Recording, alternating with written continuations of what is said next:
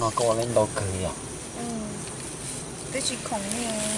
Thằng này tôi có nhỏ lên mấy một chuyện nữa.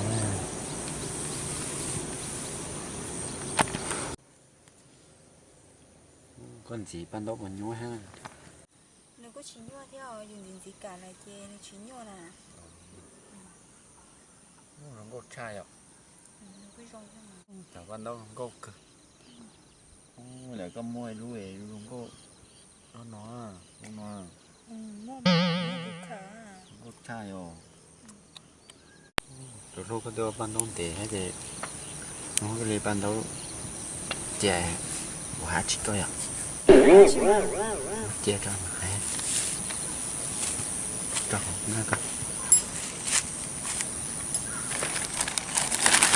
Hai chị à, hai chị hai à. Hai đó chỉ là cái lía. Tôi chỉ muốn năng chè bự xí.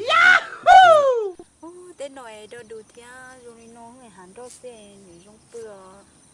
Đó là tôi chỉ muốn năng chè bự chú căng. Cho nó bỏ nè.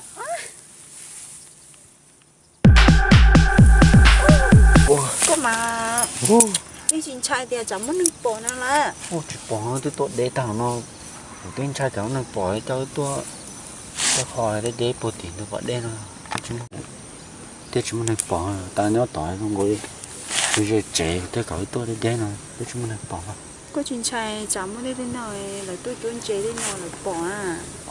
tôi tốn tôi rồi lợi tới tôi chúa ta là tôi một chuyện đó đấy không tôi mình để nó thế thì tôi tốn tôi để À, đúng đúng.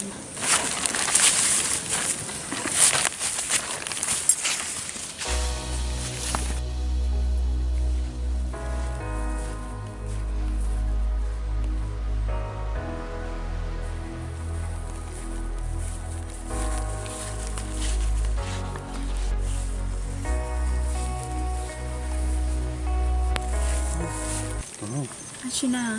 không có đi là chúng tôi nhá là một trẻ trả gì một trẻ cũng mua cả một cần đó thì mình để mà tôi vậy chắc không lý do là gì đâu Ôi dồi, chúng ma.